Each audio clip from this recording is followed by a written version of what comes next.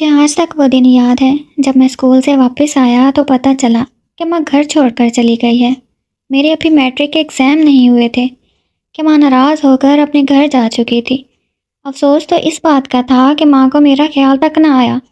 ابا ایک بہت بڑے بزنس مین تھے، مال و دولت کی کوئی کمی نہیں تھی، بس کمی تھی تو سکون کی، جو کہ میری ماں اور باپ کے پاس نہیں تھا۔ ہر رات جھگڑ کر سوتے تھے اور صبح کا آغاز بھی جھگڑے سے ہوتا تھا۔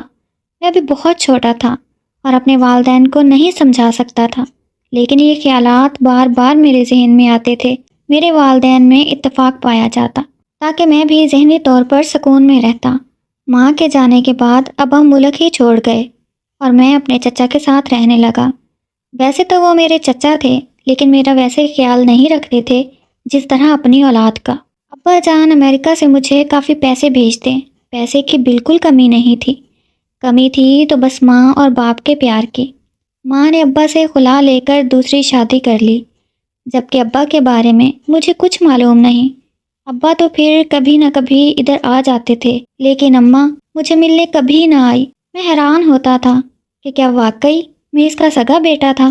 ابا نے ادھر پاکستان میں ایک اچھا بزنس بھی کر کے دیا، ہفتے میں 1 یا 2 بار کال بھی کرتے تھے، لیکن ہمیشہ یہ بتانے کے لیے کہ تم میرے بیٹے ہو اور تم میرے محتاج ہو۔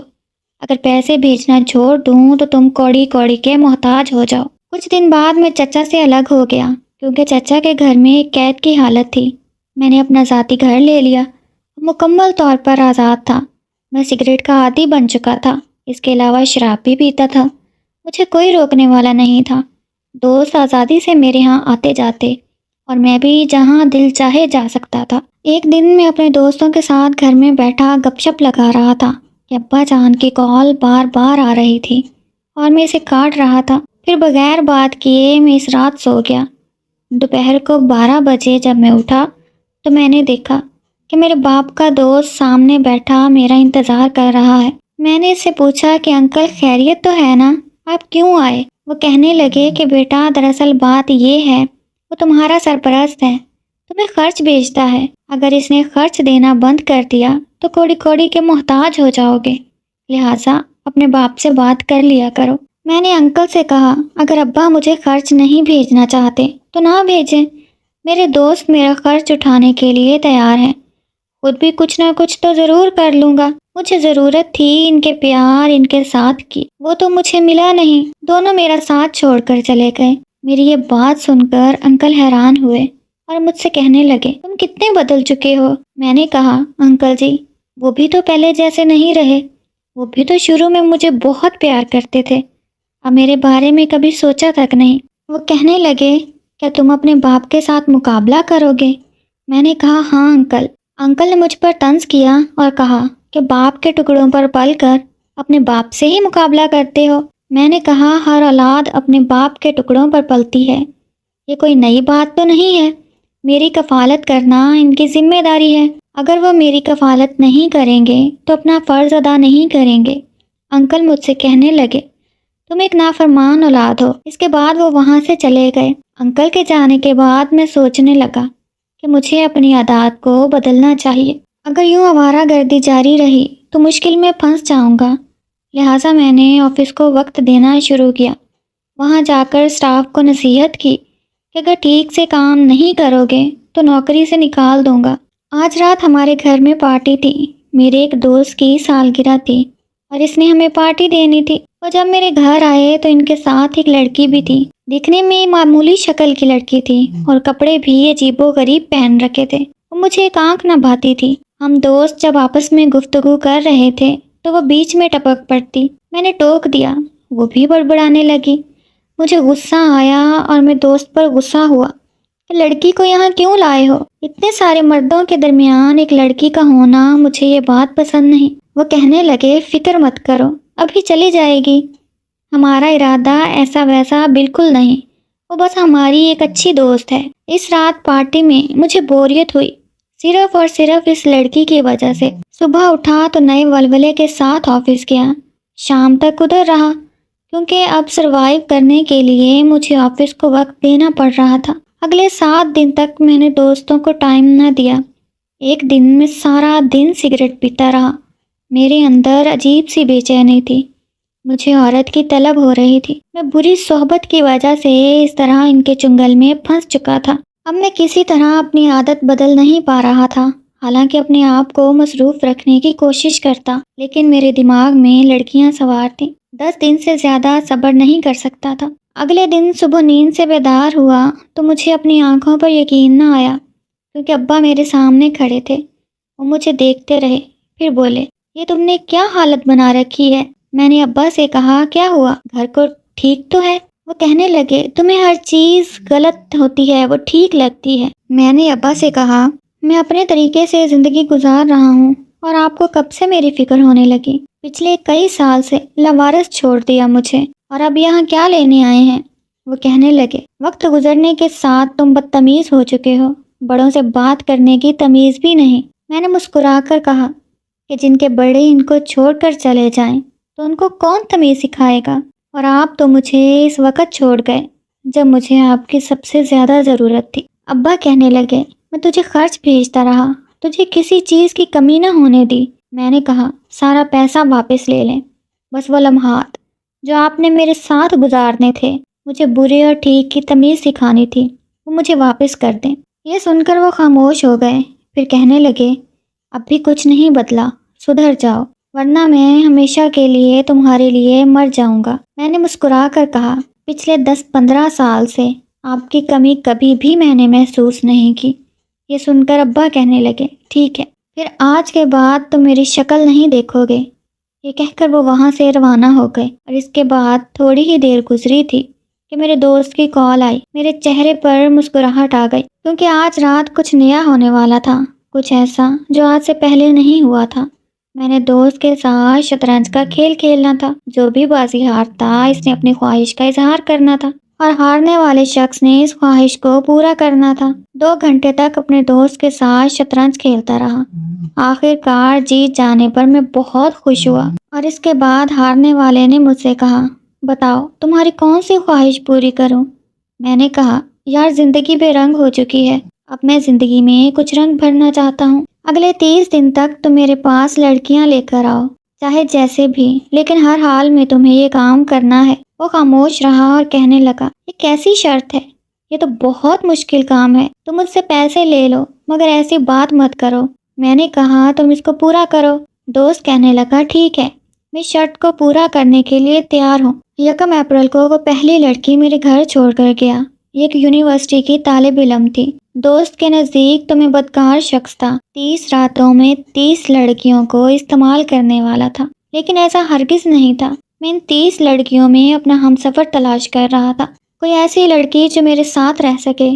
اماں کے جانے کے بعد مجھے کسی نہ کسی دوست کی بہت ضرورت تھی، ایک بیوی کی شکل میں۔ ساری رات میں ان سے باتیں کرتا، ان کو جاننے کی کوشش کرتا، وہ یہاں کیوں آئی ہیں اس کی وجہ جاننے کی بھی کوشش کرتا۔ پھر جب آدھی رات کا وقت ہو جاتا تو میں کمرے سے باہر چلا جاتا۔ یوں تمام لڑکیوں کو چیک کرتا رہا، لیکن اپنے مقصد میں کامیاب نہ ہوا، کیونکہ کوئی لڑکی مجھے متاثر نہ کر سکی۔ آخر میں ایک ایسی لڑکی آئی جو بہت گھبرائی ہوئی تھی۔ اس کے چہرے کی معصومیت دیکھ کر میں حیران ہو چکا تھا۔ میں نے اسے اپنے سامنے بٹھایا۔ میں کچھ کہنے ہی والا تھا کہ وہ کہنے لگی، خدارا مجھے ہاتھ مت لگانا۔ میں نے کہا، پریشان ہونے کی ضرورت نہیں، میں کچھ نہیں کہوں گا۔ لیکن اس کے باوجود اس کے خوف میں کسی قسم کی کمی نہ آئی۔ کہنے لگی، آپ تو مجھے کچھ نہیں کہیں گے، لیکن جو لڑکا مجھے یہاں چھوڑ کر گیا ہے، میں اس کی خرید ہوں، وہ مجھے نقصان پہنچائے گا۔ میں نے کہا، وہ میرا دوست ہے، میں اسے منع کروں گا کہ وہ تمہیں کوئی نقصان نہ پہنچائے۔ میں نے اس سے گفتگو کرنے کی کوشش کی، اس کے بارے میں پوچھنے کی بھی کوشش کی، لیکن وہ بار بار یہی کہتی تھی کہ میں اپنے بارے میں کچھ نہیں بتا سکتی۔ میں اپنے ہوش و حواس میں بالکل نہیں ہوں، جتنا جلدی ہو سکے یہاں سے جانا چاہتی ہوں۔ ابھی رات کے 10:30 بجے تھے۔ میں نے اس سے کہا، ٹھیک ہے، تم چلی جاؤ، لیکن تم کیسے جاؤ گی؟ میں تمہیں اپنی گاڑی میں چھوڑ آتا ہوں۔ وہ ہاتھ جوڑ کر کہنے لگی، میرے پاس رکشے کا کرایہ ہے، میں خود چلی جاؤں گی۔ یہ کہہ کر وہ چلی گئی۔ آج کافی عرصے بعد میرے دل کو سکون ملا۔ مجھے ایسا سکون پہلے نصیب نہیں ہوا تھا۔ میں تو رات کو گولیاں کھا کر سوتا تھا، لیکن آج رات مجھے جلدی نیند آئی، وہ بھی بغیر کسی گولی کے۔ میں بہت خوش تھا۔ صبح اٹھو تو بہت فریش تھا۔ میں جیسے ہی اپنی آنکھ بند کرتا تھا تو اس لڑکی کا چہرہ میرے سامنے آ جاتا، لیکن ایسا محسوس ہو رہا تھا کہ صدیوں سے اسے جانتا ہوں۔ وہ مجھے پہلے ہی نظر میں اچھی لگی تھی، مگر اب پریشانی کی بات یہ تھی کہ وہ کبھی مجھے ملے گی یا نہیں۔ یہ وہ سوالات تھے جو بار بار مجھے پریشان کر رہے تھے۔ صبح صبح میرا دوست میری رہائش پر آیا، کہنے لگا وہ لڑکی کہاں ہے؟ کیا وہ سو رہی ہے؟ میں نے کہا ہاں سو رہی ہے، اسے پریشان مت کرو۔ کہنے لگا واہ جی واہ، بڑا خیال ہے اس لڑکی کا، لگتا ہے ساری رات کافی محنت کی ہے اور ایک لمحے کے لیے سوئے نہیں ہو، اس لیے تمہاری آنکھیں بھی لال ہیں۔ لڑکی بیچاری ابھی تک سو رہی ہے، اسے بہت تھکا دیا۔ میں نے مسکرا کر جواب دیا ہاں۔ وہ کہنے لگا اچھا یہ بتاؤ اب اگلی گیم میرے ساتھ کب کھیلو گے؟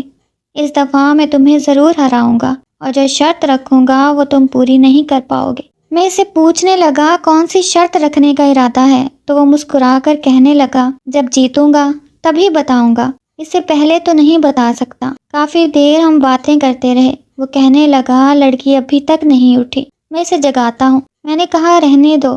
وہ میری بات نہ مانا اور اندر کمرے میں چلا گیا، لیکن دیکھ کر حیران رہ گیا کہ بیڈ پر تو کوئی موجود نہیں تھا۔ کہنے لگا یار ریحان، لڑکی کہاں گئی؟ وہ ادھر ہے بھی یا نہیں؟ میں نے کہا یار واش روم میں ہوگی۔ پھر وہ واش روم میں گیا لیکن وہ نظر نہ آئی۔ کہنے لگا یار تم مجھ سے کچھ چھپا رہا ہے، بتاؤ لڑکی کہاں ہے؟ وہ مجھ پر چیخ رہا تھا، چلا رہا تھا۔ میں نے غصے سے کہا مجھ پر چلانے کی ضرورت نہیں، پہلے تم یہ بتاؤ کہ تم نے کیسی لڑکی میرے پاس بھیجی؟ شکر ہے میری جان بچ گئی، لیکن آج تو مجھے ایسے محسوس ہو رہا تھا کہ میں زندہ ہی نہیں رہوں گا۔ وہ کہنے لگا کیا مطلب ہے تمہاری بات کا؟ مجھے سمجھ نہیں آ رہی۔ میں نے اسے جواب دیا کہ میں نے لڑکی سے گزارش کی کہ میرے سر میں درد ہے، ذرا چائے بنا دو۔ وہ کچن میں گئی اور 2 پیالی چائے لے کر آئی۔ پینے کے بعد میں بے ہوش ہو گیا۔ آدھی رات کو آنکھ کھولی تو دیکھا کہ بیڈ پر اکیلا تھا، لڑکی موجود نہیں تھی۔ میں نے ادھر ادھر لڑکی کو تلاش کیا، وہ گھر سے جا چکی تھی، اس کے بارے میں بھی نہیں جانتا۔ اب تم خود بتاؤ کتنی خطرناک لڑکی تھی، مجھے نقصان پہنچا سکتی تھی۔ کچن میں چاقو چھریاں پڑے تھے، اگر وہ میرا گلا کاٹ کر چلی جاتی تو میں اس کا کیا بگاڑ سکتا تھا؟ یہ سن کر میرا دوست بہت حیران ہوا، کہنے لگا اچھا یار میں چلتا ہوں، اس لڑکی کو تلاش کرتا ہوں، نہ جانے کہاں چلی گئی۔ شکل سے ایسی بالکل نہیں لگ رہی تھی، لیکن اس کے کام دیکھو، بڑی ہی چالاک ثابت ہوئی۔ یہ کہہ کر میرا دوست چلا گیا۔ اس کے بعد میں مارکیٹ چلا گیا، وہاں ایک عورت سے میری ٹکر ہوئی۔ عورت نے مڑ کر مجھ سے کہا کہ اندھے ہو، دیکھ کر نہیں چل سکتے؟ اچانک میں نے عورت کو دیکھا تو آنکھیں کھلی کی کھلی رہ گئی۔ سامنے والی خاتون کوئی اور نہیں بلکہ میری ماں تھی۔ بے ساختہ میرے منہ سے نکلا ماں۔ آپ مجھے دیکھتے ہی ماں نے مجھے سینے سے لگا لیا، وہ رونے لگی اور میں نے بھی ماں کو سینے سے لگایا۔ پھر ماں سے کہا آپ کہاں تھی، کیوں مجھے چھوڑ کر چلی گئیں؟ آپ کیسی ماں ہیں؟ کیا ماں ایسی ہوتی ہے؟ جتنے گلے میں کر سکتا تھا اپنی ماں کے سامنے کیے۔ میری ماں مجھ سے کہنے لگی بیٹا جو کہنا ہے کہہ لو، کیونکہ میں تمہاری گنہگار ہوں، لیکن یاد رکھو میں تمہارے پاس آنا چاہتی تھی، تم سے ملنا چاہتی تھی، لیکن ایسی مجبوریاں تھیں جس کی وجہ سے نہ آ سکی۔ میں ماں سے کہنے لگا ادھر ادھر آوارہ دوستوں کے ساتھ گھومتا ہوں، اپنی کمپنی میں کچھ ایسے دوست ملا لیے جو اچھے نہیں ہیں، آپ میرے گھر چلیے۔ وہ کہنے لگی بیٹا میں تمہارے پاس ہمیشہ ہمیشہ کے لیے آ جاؤں گی، لیکن فی الحال مجھے ایک کام ہے، اس کے بعد ہمیشہ ہمیشہ کے لیے تمہارے پاس آ جاؤں گی۔ میں نے کہا ماں پہلے بھی آپ مجھے چھوڑ کر چلی گئی تھی، اب دوبارہ ایسا کہہ رہی ہیں، مجھے آپ کی بات کا نہ جانے کیوں یقین نہیں آ رہا۔ کہنے لگی بیٹا میری بات کا یقین کرو، بس مجھے 1 ہفتے کا ٹائم دو، اس کے بعد میں تمہارے پاس آ جاؤں گی اور باقی باتیں میں گھر آ کر ہی بتاؤں گی کہ میرے ساتھ کیا معاملات پیش آئے۔ ساری غلطی تمہارے باپ کی نہیں تھی، میں نے تمہارے باپ کے ساتھ ضد کر لی کہ مجھے اس کے سہارے کی ضرورت نہیں، میں خود کما سکتی ہوں۔ بس اس بات کو میں نے انا کا مسئلہ بنایا اور اس کی وجہ سے مجھے کافی نقصان ہوا۔ سب سے زیادہ نقصان تمہارا ہوا، ہم نے تجھے کھو دیا، لیکن ابتدا تمہارے باپ نے کی تھی۔ میری موجودگی میں وہ نائٹ کلب جاتا تھا، مختلف لڑکیوں کے ساتھ اس کے ناجائز تعلقات تھے۔ میں نے کافی دیر اس کو برداشت کیا، اس کی ویڈیوز میرے پاس موجود ہیں، تمام شواہد ہیں، مگر وہ ضدی تھا، یہی کہتا تھا کہ میری زندگی ہے، میں جو بھی کروں، تم کون ہوتی ہو مجھے روکنے والی؟ اب خود بتاؤ بیٹا، ایسے شخص کے ساتھ بھلا کون سی عورت رہنا پسند کرے گی؟ اس لیے میں اسے چھوڑ کر چلی گئی تھی۔ تمہارا باپ ایک عیاش تھا۔ اگر تمہیں میری باتوں کا یقین نہیں آ رہا تو میں تمہیں تمہارے باپ کی ویڈیوز دکھاؤں گی۔ میں نے کہا مجھے آپ کی ہر بات کا یقین ہے۔ اپنے باپ سے تو میں خود اچھی طرح واقف تھا۔ خود تو اس نے اپنا نقصان کیا ہی، ساتھ ساتھ ایک بیوی اور بیٹے کو بھی کھو دیا۔ ماں یہ کہہ کر وہاں سے چلی گئی۔ اس کے بعد میں انتظار کرنے لگا کہ ماں کب گھر آئے گی۔ مجھے عجیب سی بے چینی محسوس ہو رہی تھی اور ساتھ ساتھ مجھے اس لڑکی کی بھی بہت یاد آ رہی تھی۔ میں نے اپنے دوست کو فون کیا اور کہا کہ وہ لڑکی جو آخری دن میرے پاس آئی تھی، مجھے اس کا نام اور پتہ چاہیے۔ دوست نے کہا میں ابھی تک اسے تلاش کر رہا ہوں، اور تم بھی عجیب لڑکے ہو، جس لڑکی نے تجھے بے ہوش کیا اور فرار ہو گئی، اس کے بارے میں دوبارہ پوچھ رہے ہو؟ میں نے کہا بس جو میں پوچھ رہا ہوں وہی بتاؤ۔ دوست نے مجھے کہا میں کوشش کروں گا اس کا پتہ معلوم کرنے کی۔ 1 ہفتہ گزر چکا تھا لیکن ماں ابھی تک میرے پاس نہیں آئی تھی۔ دل میں سوچ رہا تھا کہ ماں نے بھی مجھے دھوکہ دیا، لیکن تقریباً 1 ماہ بعد ماں میرے گھر آ گئی۔ میں بہت خوش ہوا، ماں کی گود میں سر رکھ کر سو گیا۔ اس کے بعد رو کر کہا مجھے چھوڑ کر مت جانا۔ ماں نے میرا ماتھا چوما اور کہا بیٹا تم سے جدا ہو کر مجھے بہت دکھ ملے ہیں۔ میری بڑی خواہش تھی کہ میں تمہیں اپنے پاس لے آؤں، لیکن جس انسان سے میری دوسری شادی ہوئی اس نے مجھ پر سختی کی۔ وہ تو تمہارے باپ سے بھی برا انسان نکلا۔ تمہارا باپ کم از کم عیاشی ہی کرتا تھا، لیکن یہ تو عیاش ہونے کے ساتھ ساتھ ایک ظالم شخص تھا۔ کئی سال تک ہماری اولاد نہ ہوئی اور میں بالکل اکیلی رہ گئی۔ تمہاری بہت یاد آتی تھی۔ جب اس کے ظلم مجھ سے برداشت نہ ہوئے تو اسے ہمیشہ کے لیے چھوڑ کر تمہارے پاس آ گئی۔ اب میری زندگی کا مقصد صرف تم ہو۔ جب تک سانسیں ہیں تمہارے ساتھ رہوں گی۔ ماں کو میرے گھر آئے ہوئے ابھی 3 دن ہی گزرے تھے کہ ایک دن کچن میں ماں بے ہوش پڑی تھی۔ ماں کو جگر کا عارضہ تھا، لیکن اس نے مجھے کبھی نہیں بتایا تھا۔ جلدی سے ماں کو ہسپتال لے گیا۔ ڈاکٹروں نے کہا کہ آپ کی ماں کا جگر کا آپریشن کرنا پڑے گا۔ میں نے کہا کہ آپ آپریشن کریں، پیسوں کی فکر بالکل مت کریں۔ وہ ماں کو آپریشن تھیٹر لے گئے۔ آپریشن تھیٹر میں ڈاکٹر کے ساتھ ایک لیڈی ڈاکٹر بھی تھی جس نے منہ پر ماسک پہنا ہوا تھا۔ 2 گھنٹے تک ماں کا آپریشن جاری رہا۔ اس کے بعد لیڈی ڈاکٹر میرے پاس آئی اور کہا کہ آپ کی ماں کا کامیاب آپریشن ہو چکا ہے۔ وہ جیسے ہی بولی تو میرے رونگٹے کھڑے ہو گئے۔ یہ آواز میں نے پہلے بھی سنی تھی اور ان آنکھوں کو میں بھلا کیسے بھول سکتا تھا۔ لیڈی ڈاکٹر نے جیسے ہی غور سے میری طرف دیکھا تو مجھ سے نظریں چرانے لگی اور وہاں سے واپس اپنے آفس میں چلی گئی۔ میں اس کے پیچھے پیچھے چلا گیا اور کہنے لگی اب میرا پیچھا کیوں کر رہے ہیں؟ میں نے اس سے کہا کافی عرصے سے تمہیں ڈھونڈ رہا تھا، میں اس رات کو بھلا نہ پایا۔ تم مجھے پسند آئی تھی اور تم سے شادی کرنا چاہتا ہوں۔ میری بات سن کر وہ کہنے لگی فی الحال میں شادی کا کوئی ارادہ نہیں رکھتی۔ میں نے اس کا نام پوچھا اور کہا کہ اپنی کہانی بتاؤ، میرے پاس تم کیسے آئی؟ یہ سن کر اس کی آنکھوں میں آنسو تھے۔ کہنے لگی میرا نام کرن ہے، میرا میرٹ پر میڈیکل کالج میں ایڈمیشن ہوا تھا، لیکن میرے والدین کی وفات ہو چکی ہے۔ میں اپنے چچا کے گھر رہتی ہوں۔ میرا چچا ایک نشئی آدمی ہے۔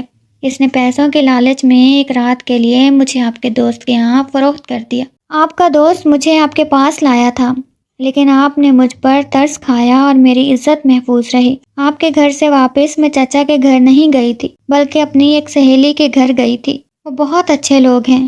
اس کے والد نے مجھے سپورٹ کیا اور اسی طرح میں نے میڈیکل ایگزام کلیئر کیا۔ اس رات کے بعد میں آپ کو بھول نہ پائی اور آپ نے مجھ پر جو احسان کیا تھا اس کو بھی فراموش نہ کیا۔ میں نے کہا اس احسان کے بدلے آپ کو اپنی زندگی میں شامل کرنا چاہتا ہوں۔ کرن کہنے لگی آپ سے شادی کیسے کر سکتی ہوں؟ آپ اچھے شخص نہیں ہیں۔ مانا آپ نے مجھ پر احسان کیا، لیکن آپ گھر میں اکیلے تھے اور نہ ہی آپ کے والدین آپ کے ساتھ رہتے ہیں، اور لڑکیوں کو بلا کر ان سے گپ شپ لگانا یہ بات کیا ٹھیک ہے؟ میں نے کہا کہ میں مختلف لڑکیوں کے ساتھ گفتگو کر کے ان کی شخصیت جانچ رہا تھا۔ یہ بھی بتایا کہ میں اپنی ماں کے ساتھ رہتا ہوں۔ ماں نے بھی کرن سے ملاقات کی اور اسے اس بات کے لیے قائل کر دیا کہ میرا بیٹا برے دوستوں کی محفل کو بالکل چھوڑ چکا ہے۔ کرن کو ماں کے روپ میں اپنی ماں یاد آ گئی اور اس نے میری ماں کی اور میری باتوں پر اعتبار کر کے رشتے کے لیے ہاں کر دی۔ ہماری ایک خوشحال فیملی کا آغاز ہوا، جس کا میں خواب دیکھتا تھا، جس کا میں طلبگار تھا۔